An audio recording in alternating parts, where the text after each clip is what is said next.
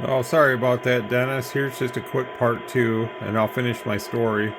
Um, Never thought you'd get a story on the YouTube channel here, but this is the receive on AM, anyways. You can hear when that noise blanker kind of kicks on. It's a dual feature A&L noise blanker. So, again, you have all the features from the last video I did. I just didn't show a lot of it. Um, That's minus 113 with 30% modulation, and it's right at 12 dB, which is a good reference mark there of good receive. So here's lower sideband. Let me get this set up. Go to 204.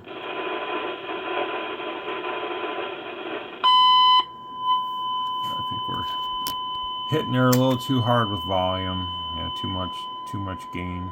You can tell. I mean, I could adjust it to allow that, but I don't need that much gain for what we're testing here.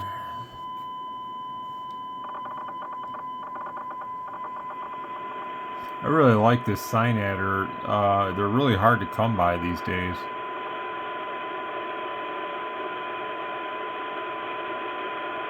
Minus 128 right there, minus 127 right there, minus 127.5 right there. I have this sign analyzer that the one guy in the UK made. I have that as a backup.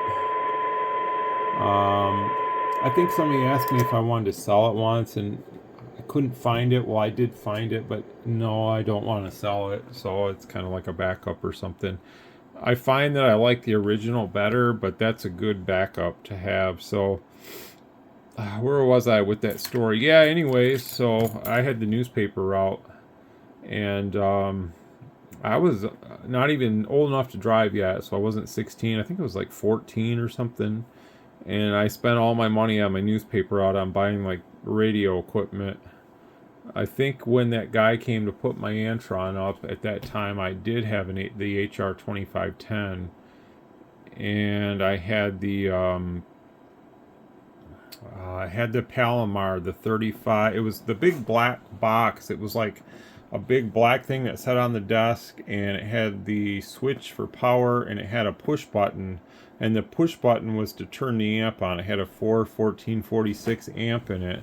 And then it had a preamp on the bottom, I think, and then it had high, low, medium, and then on and off switch. And it was automatic sideband, and it had a fan in the back, which the fan ended up failing at a certain point. And then the keying transistor went out in it, but the local guy hardwired it so I could use a foot switch. And I think the keying transistor went out because of the crappy, at the time, the meters that I was using was just like nothing special, so they weren't giving me a true reading, like power wise. So I was always probably overdriving the amp, and that's why a lot of these amps would burn up and stuff. Keying transistors would burn up and all that stuff because we're overdriving them because we didn't know that these meters weren't giving us true peak. So, anyways, I mean, it lasted a long time, and then I sold it.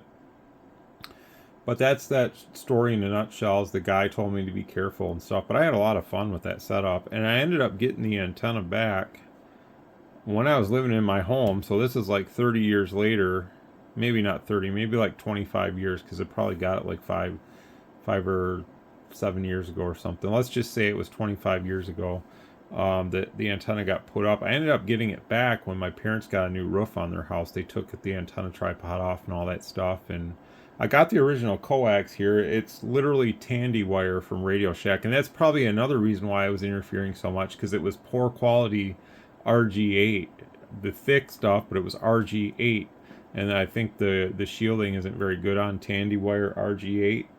But I was putting out some pretty decent power, probably 300-400 watts out, and all that good stuff. So I still have the coax, but I sold the antenna to a local guy that also does radio work. He's up about a 40-minute drive north of me. He's in Bridgeport, Michigan. He's called Strickland CB. He's a really nice guy. He's had a lot of health problems, but anybody in Michigan probably knows who he is if you've dealt with around where I live, local CB stuff. He does a bunch of repairs and stuff. That's usually who I recommend guys that are local to contact him. He bought it, and I don't know if he sold it or what he did with it, but apparently it still worked because I never heard back from him. I mean, it was weathered to all hell. The thing was like yellow looking, but you know what matters on those is what's on the inside. You know, it's a end fed vertical, so what's on the outside doesn't really matter as long as it's not weeping in water. So yeah, long story short is the guy hollered at me and gave me a warning and stuff and all that, but it was a fun time back then. I've been thinking a lot about my start in radio and all that. So here we are now with all this crazy stuff. 73. I hope you enjoy it, Dennis. I'll get this shipping out today.